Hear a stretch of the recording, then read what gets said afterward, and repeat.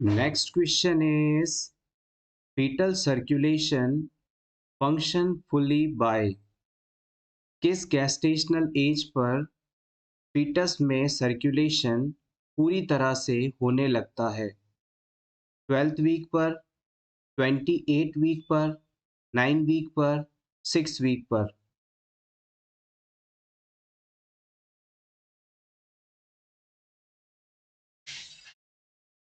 The right answer is option A, 12 week पर। First trimester of pregnancy के complete होते ही यानी पहले 3 महीने कंप्लीट होते ही बच्चे के शरीर में पूरा ब्लड सर्कुलेशन कंप्लीटली होने लगता है। 12 वीक के एंड में लगभग सभी ऑर्गन्स का फॉर्मेशन हो चुका होता है और किडनीज भी अपना फंक्शन शुरू कर देती हैं यानी फीटल यूरिन का प्रोडक्शन भी शुरू हो जाता है। Next important question, one of the functions of cerebellum is to, हमारे ब्रेन के सेरिबेलम पार्ट का क्या फंक्शन होता है? Serve as passage between spinal cord and brain, ये स्पाइनल कॉर्ड और ब्रेन के बीच में एक रास्ते के रूप में मौजूद स्ट्रक्चर है। Option B, maintain balance, coordination and muscular control, ये हमारे शरीर में बैलेंस बनाता है, कोऑर्डिनेशन बिठाता है, मसल्स को कंट्रोल मूवमेंट करवाता है।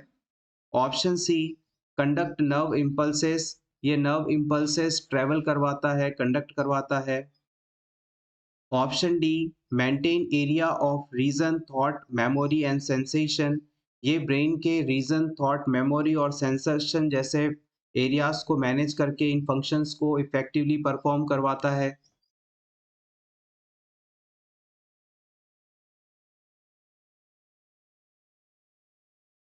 The right answer is option B, maintain balance, coordination and muscular control. Cerebellum brain का वह पार्ट है जो कि बॉडी बैलेंस, कोऑर्डिनेशन और मस्कुलर कंट्रोल को बिठाने के लिए ज़रूरी है। अगर सेरिब्रम एरिया सही तरीके से काम नहीं करेगा, तो हम सीधे चल नहीं पाएँगे, लड़खड़ाते हुए, गिरते हुए चलेंगे। हमारी जो मसल्स की मूवमेंट होती है, वो कोऑर्डिनेटेड नहीं होगी। अभी मैं पेन उठा रहा हूँ, इस जगह पर मैंने अंडरलाइन करना है, मैंने ईज़िली कर लिया। लेकिन अगर सेरिब्रल बैलम सही काम नहीं कर रखा करता होता, तो मैं पेन को नहीं उठा पाता या धीरे-धीरे उठाता और उसके बाद ये लाइन भी कुछ ऐसी ड्रॉ होती। ये सभी चीज़ें सेरिबैलम द्वारा कंट्रोल किया जाता है। नेक्स्ट हम बात करेंगे कार्डियक मार्कर्स में सीपीके-एमबी की।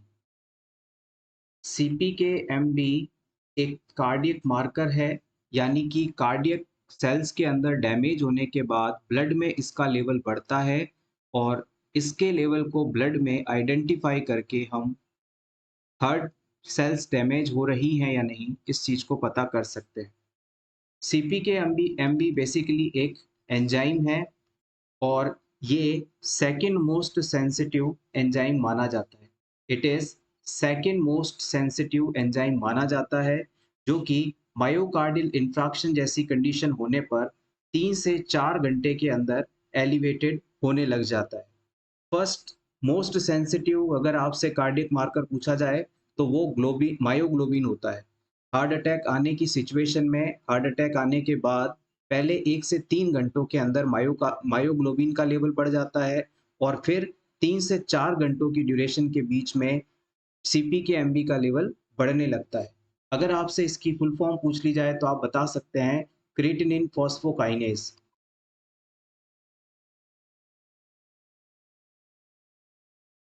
क्रिएटिनिन फॉस्फोकाइनेज प्रीवियस एग्जाम में इसके बारे में पूछा गया है, इंपॉर्टेंट है। Next question is, in the human body rods and cones are related, हमारे शरीर में जो रॉड्स एंड कॉन्स नाम की सेल्स पाई जाती हैं वो किस फंक्शन से रिलेटेड हैं?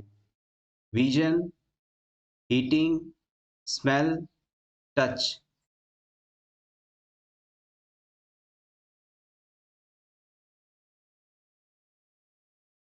Option A is correct here, rods and cone cells हमारी आईज में पाई जाने वाली सेल्स हैं।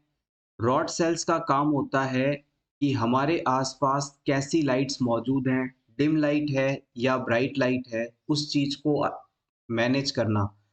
जबकि कॉन सेल्स जो होती हैं वो कलर परसेप्शन के लिए रिस्पॉन्सिबल हैं, कलर्स को देखने के लिए रिस्पॉन्सिबल मानी जाती हैं। Next question is a client is admitted to the birthing unit in active labor. An amniotomy is performed. What physiologic change does the nurse expect to occur after the procedure? किसी client में amniotomy procedure करने के बाद कौन सा physiological change देखने को मिलेगा? Option A, diminished vaginal bleeding रुक जाएगी।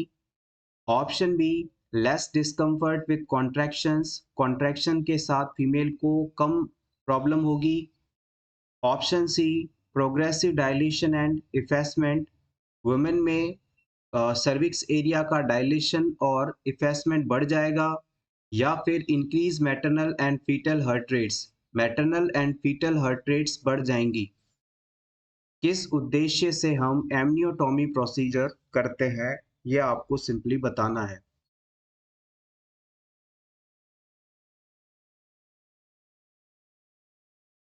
इस क्वेश्चन का सही जवाब है option C, progressive dilation and effacement.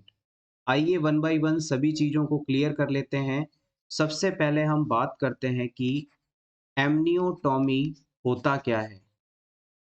Amniotomy को आप artificial rupture of membrane procedure के नाम से भी जानते हैं। इसे artificial rupture of membrane procedure के नाम से भी जानते हैं, या फिर कई बार इसे हम ब्रेकिंग ऑफ वाटर भी कह देते हैं, also known as breaking of water. किसी भी नाम से आपसे ये चीज़ पूछी जाती है।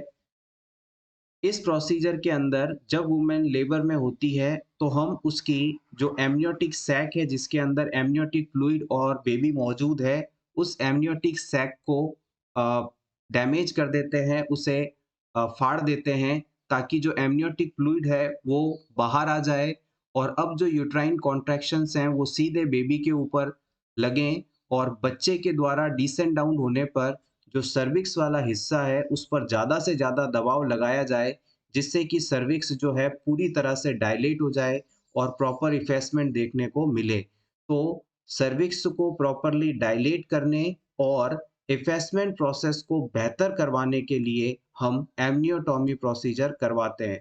क्योंकि बच्चा जब वुम्ब के अंदर है तो बच्चे और सर्विक्स के बीच में लिक्विड मौजूद है, एमनियोटिक फ्लूइड मौजूद है।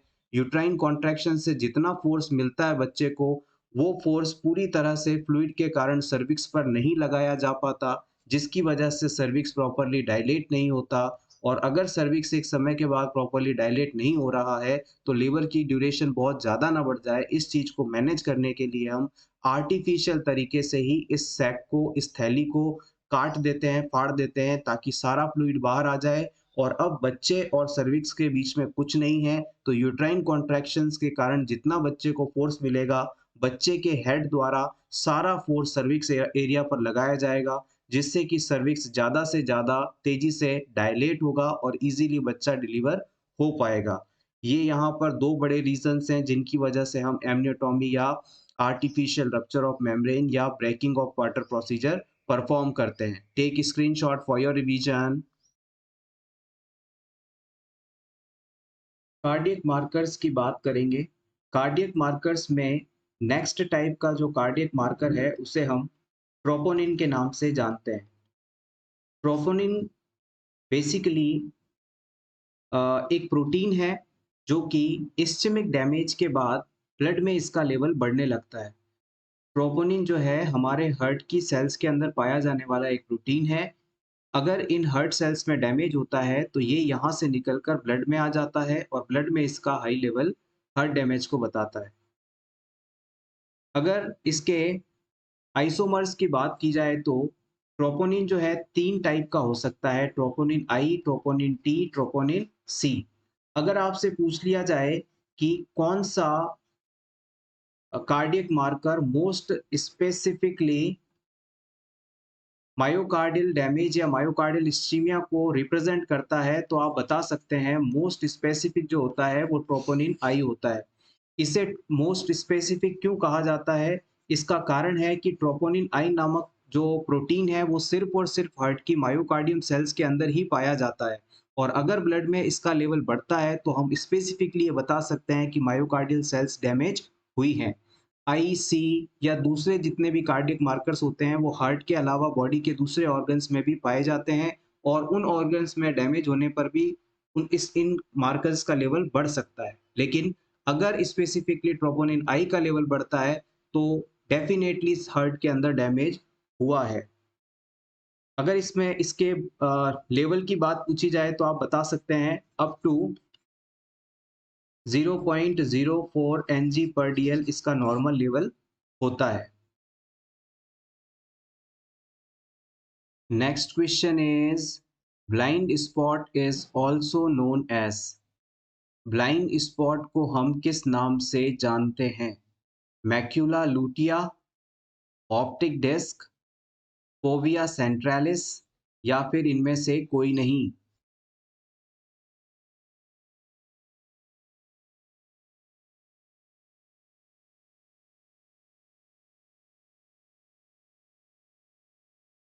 The right answer is option B, optic disc. आइए इसे एक डायग्राम के थ्रू समझ लेते हैं, इंपॉर्टेंट है। जैसे कि मान लीजिए ये हमारा आई है, और आई का ये वाला हिस्सा जो पीछे वाला पार्ट है ये रेटिना वाला पार्ट है। अब हमारे आईज के अंदर जिस जगह से ऑप्टिक नर्व आई में एंट्री लेती है उस हिस्से को ऑप्टिक डिस्क एरिया के नाम से जाना जाता है। मान लीजिए इस जगह से हमारे आईज के अंदर ऑप्टिक नर्व ने एंट्री ली, तो आँख का ये वाला जो हिस्सा है इसे हम ऑप्टिक डिस्क के नाम से जानते हैं। It is called optic disc. और इस जगह पर ना तो रॉड सेल्स होती हैं और ना ही कोन सेल्स होती हैं, तो इस जगह पर विजन संभव नहीं है। तो इस वजह से हम इसे ब्लाइंड स्पॉट का नाम भी देते हैं। आँख का वह हिस्सा जहाँ से ऑप्टिक नर्व हमारे आइज के अंदर एंट्री लेती है उसे हम ऑप्टिक डिस्क का नाम देते हैं, और इस हिस्से पे ना तो विजन के लिए रॉड सेल्स मौजूद हैं और ना ही कोन सेल्स मौजूद हैं। तो इस वजह से हम यहाँ पर पड़ने वाली लाइट रेस को देख नहीं सकते। इस वजह से हम इसे ब्लाइंड स्पॉट का नाम देते हैं। Next question is the Kahn test for syphilis is an example of. Syphilis disease को आइडेंटिफाई करने वाला कान टेस्ट किसका एग्जाम्पल है? कूम्स टेस्ट का, स्लाइड फ्लोक्यूलेशन टेस्ट का, ट्यूब फ्लोक्यूलेशन ट्यूब का, या फिर रिंग पर्सिपिटेशन टेस्ट का?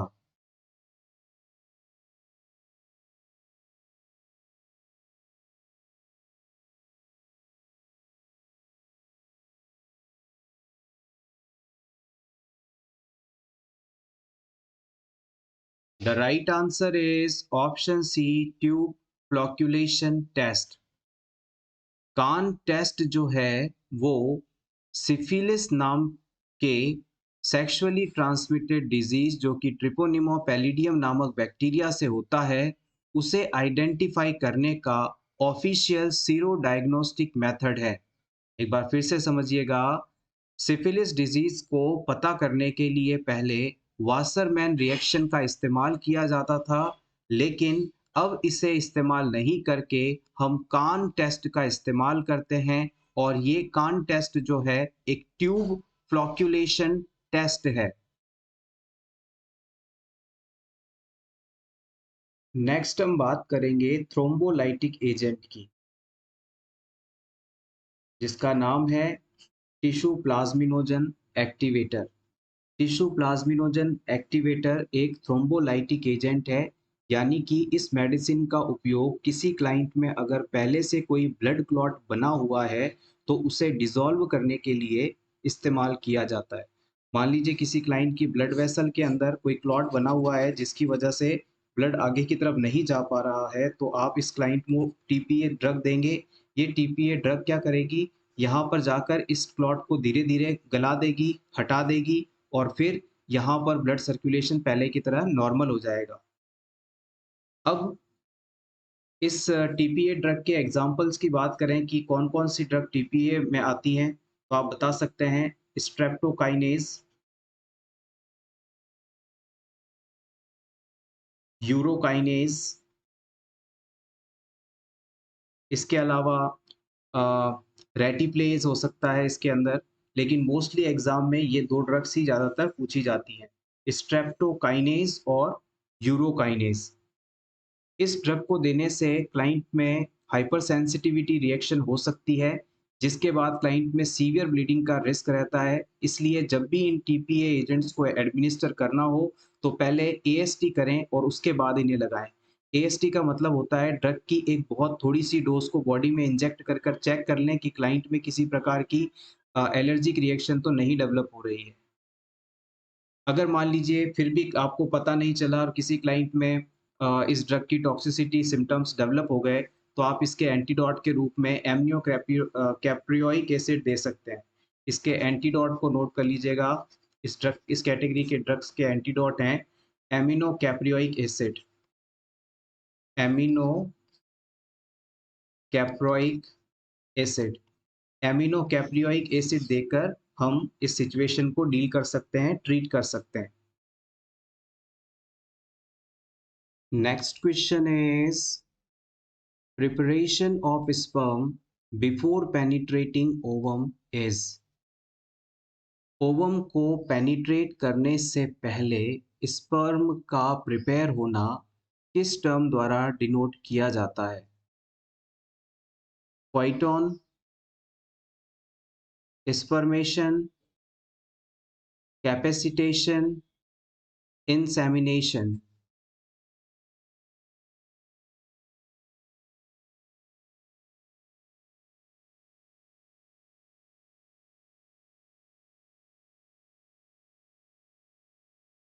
The right answer is option C.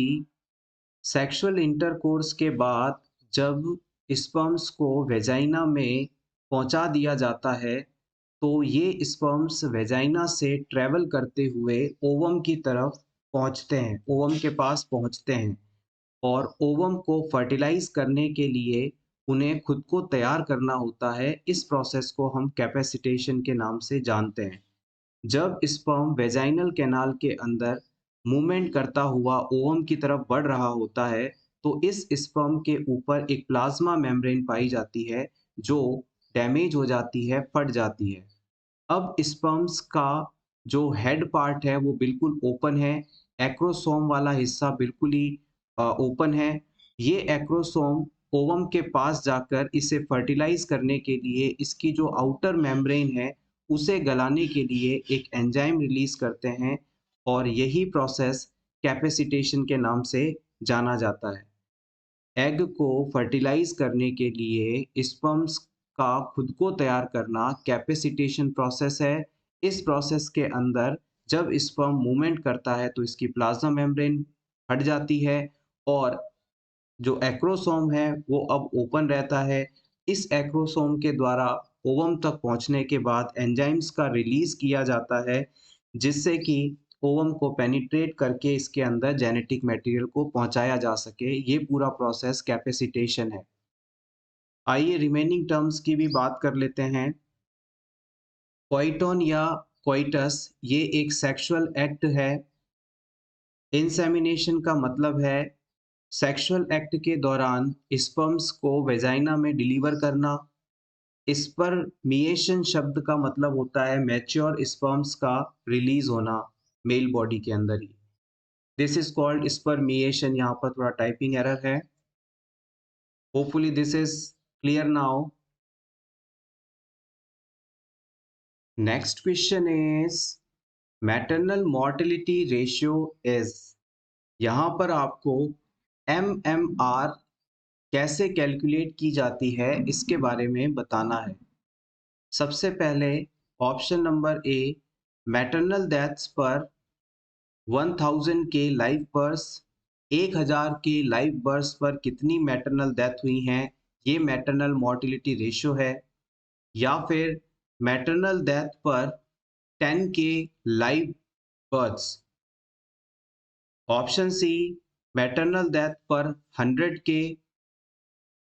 Option D, maternal deaths पर 1 लाख के लाइव बर्थ्स।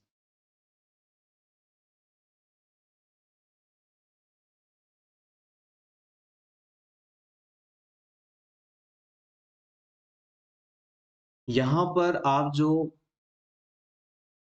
के देख रहे हैं, इस के का मतलब किलोग्राम होता है, जिसके अंदर हम 3 जीरो को इंक्लूड करते हैं। यानी हर डिजिट के आगे अगर आपको 3 जीरो लगाने हैं तो आप इसके लिए के लिख सकते हैं। और आपको बताना है कि मैटरनल मोर्टिलिटी रेशियो यानी एमएमआर को इनमें से किस बेस पर कैलकुलेट किया जाता है। प्रीवियस एग्जाम में इस क्वेश्चन को कई बार पूछा गया है, बहुत ही इंपॉर्टेंट है। Yes, exactly the right answer is option C. याद रखिएगा, मैटरनल मोर्टिलिटी रेशियो को हम 1 लाख 1 लाख के ऊपर कैलकुलेट करते हैं, और 1 लाख को आप 100 के लिख सकते हैं। के का मतलब हो गया 3 जीरो, तो 100 के पीछे आपने 3 जीरो लगा दिया तो ये हो जाएगा 1 लाख। इस तरह से आप इसे याद रखेंगे। आप चाहें तो इसका स्क्रीनशॉट ले सकते हैं। इस तरह की जो बेसिक चीजें हैं, कई बार एग्जामिनर डाल देता है और आप आता हुआ आंसर भी गलत कर सकते हैं। इसलिए अपने आंसर को बहुत ही सावधानी से सेलेक्ट करें। Next question is measurement from lower border of symphysis pubis to the center of promontory of the sacrum to know the pelvic capacity is known as। आपको उस डायमीटर का नाम बताना है जो कि सैक्रम प्रोमोन्ट्री के मिड पॉइंट से लेकर सिम्फाइसिस प्यूबिस के लोअर बॉर्डर को टच करते हुए बनता है। Diagonal conjugate, obstetrical conjugate, transverse diameter of brim, या फिर ट्रू कॉन्जुगेट।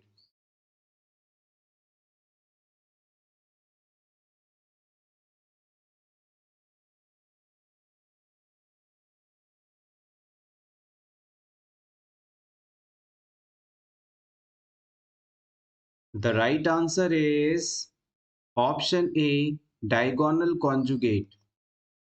इस डायग्राम के थ्रू आपको ये चीज काफी क्लियर हो जाएगी। यहाँ पर सबसे पहले इस जगह पर ये जो स्ट्रक्चर आप देख रहे हैं, ये वर्टिब्रे वाला पार्ट है। वर्टिब्रे का सैक्रम और कॉक्सिक्स वाला रीजन है ये फीमेल में। और आगे की तरफ जो यहाँ चाहें तो आप मेंशन कर लीजिएगा, इट इज वर्टिब्रल पार्ट। और यहाँ पर ये जो आप देख रहे हैं, ये सिम्फाइसिस प्यूबिस बोन है।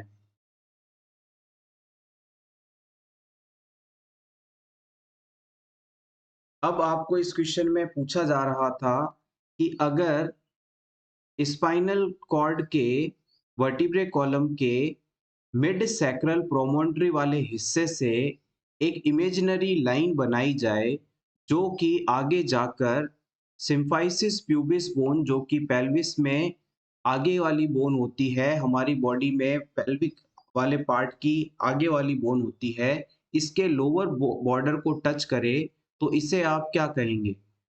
मिड सैक्रल प्रोमोन्ट्री वाले भाग से शुरू होकर सिम्फाइसिस प्यूबिस के नीचे वाले पार्ट को टच करने वाली जो इमेजिनरी लाइन है, इसे आप डायगोनल कॉन्जुगेट के नाम से जानते हैं। और अगर आपसे पूछ लिया जाए कि इसकी टोटल लेंथ कितनी होती है, तो आप बता सकते हैं 12 सेंटीमीटर्स। यहाँ पर जो भी डाटा हमने लिखा है, ये सभी प्रीवियस एग्जाम के अंदर पूछा गया है, इसलिए हम इस पे इतना ज़्यादा स्ट्रेस दे रहे हैं। डायगोनल कॉन्जुगेट के बारे में एक बात और याद रखिएगा, फीमेल पेल्विस के अंदर ये एकमात्र ऐसा कॉन्जुगेट डायमीटर है जिसे हम इंट्रावेजाइनल फिंगर द्वारा मेजर कर सकते हैं। इंट्रावेजाइनल फिंगर को इंट्रावेजाइनल फिंगर्स के थ्रू हम डायगोनल कॉन्जुगेट को मेजर कर सकते हैं। अब इस डायगोनल कॉन्जुगेट के जस्ट ऊपर यानी कि मिड सैक्रल प्रोमोन्ट्री वाले भाग से शुरू करते हुए एक लाइन हम सोचें जो कि सिम्फाइसिस प्यूबिस बोन के बिल्कुल सेंटर में जाकर खत्म हो रही हो, तो ऐसी लाइन को हम ऑब्स्टेट्रिकल कॉन्जुगेट के नाम से जानते हैं और इसकी जो लेंथ होती है वो 10 सेंटीमीटर से लेकर 10.5 सेंटीमीटर के बीच हो सकती है।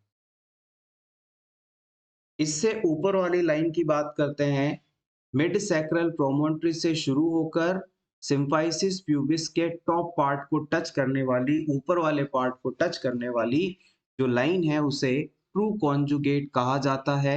ये 11 सेंटीमीटर्स की होती है। अभी तक हमने 3 एंटीरियो पोस्टीरियर डायमीटर्स की बात की जो कि पेल्विक इनलेट में मौजूद है।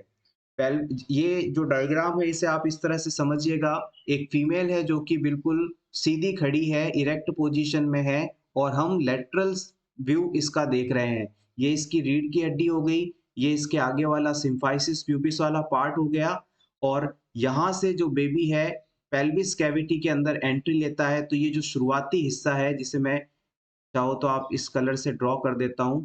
ये जो शुरुआती हिस्सा आप ग्रीन कलर का देख रहे हैं, ये पेल्विस का इनलेट कहता है। यहाँ से बच्चा नीचे की तरफ डिलीवरी के समय एंट्री लेता है, this is called pelvic inlet part.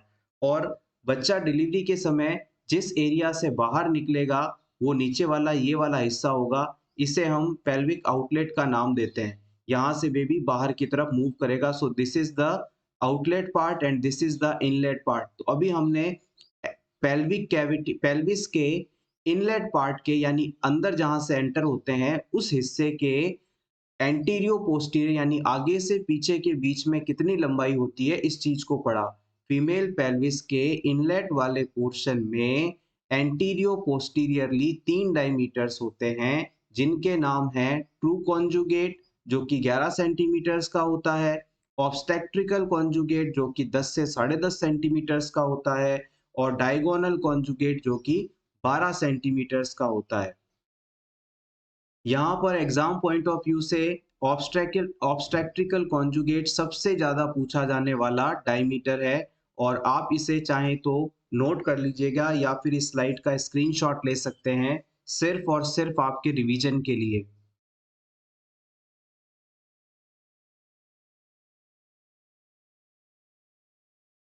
Next question is type of assessment in which more data collected about already identified problem is। आपको इन चारों ऑप्शंस में से उस असेसमेंट टाइप का सिलेक्शन करना है जिसके अंदर पहले से आइडेंटिफाइड प्रॉब्लम के बारे में ज़्यादा से ज़्यादा डाटा कलेक्ट किया जाता है। Option A, it is called initial assessment. Option B, focus assessment. Option C, emergency assessment. Option D, time lapsed assessment.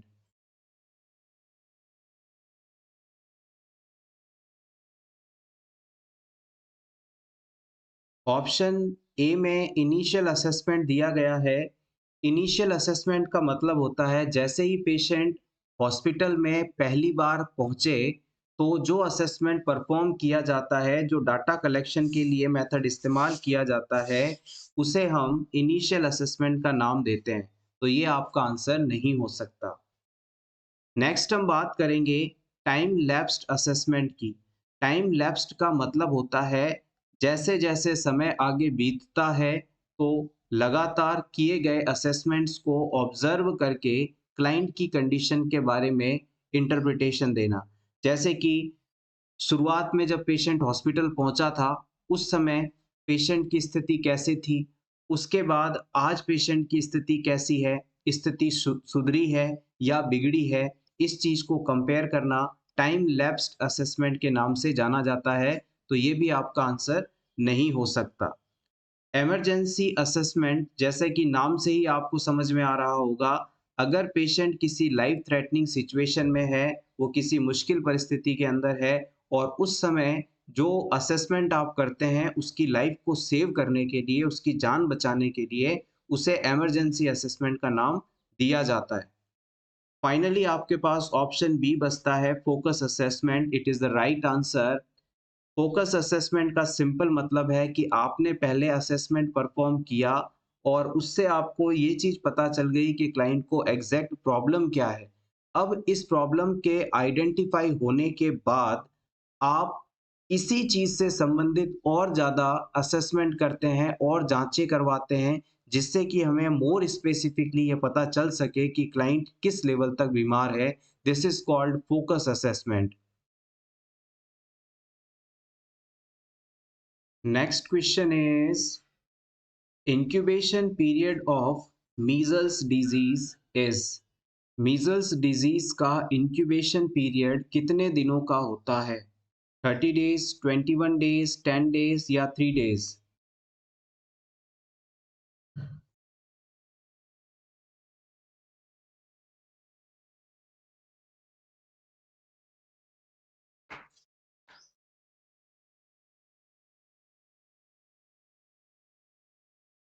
The right answer is option C, 10 days। याद रखिएगा, मीजल्स डिजीज का जो incubation period है वो 10 से लेकर 14 दिनों के बीच का होता है। 10 to 14 days is the incubation period of measles disease। Measles disease के कॉज के बारे में आपसे पूछ लिया जाए तो आप बता सकते हैं पैरामिक्सो वायरस। ये डिजीज पैरामिक्सो वायरस द्वारा होता है। पैरामिक्सो वायरस द्वारा हो सकता है और इस डिजीज का ट्रांसमिशन डायरेक्ट कांटेक्ट और एयर के थ्रू होता है। इस डिजीज का ट्रांसमिशन इंडिया के अंदर अर्ली स्प्रिंग सीजन में देखने को मिलता है और इस डिजीज को आप वैक्सीन लेकर इजीली प्रिवेंट कर सकते हैं।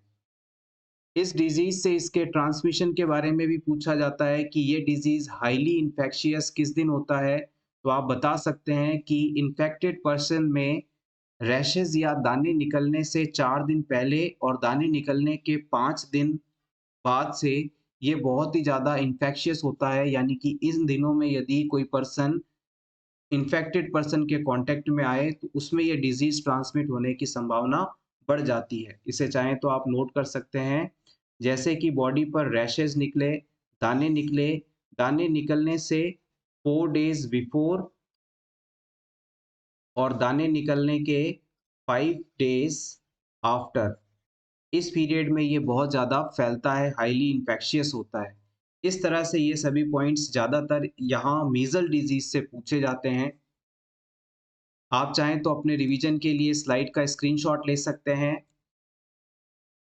Thank you so much everyone for watching this complete video. अगर आपको आज की ये क्लास अच्छी लगी हो तो प्लीज़ इसे लाइक कर दीजिएगा और इसी तरह के रेगुलर वीडियोस देखने के लिए for nurses preparation YouTube channel को ज़रूर सब्सक्राइब करें।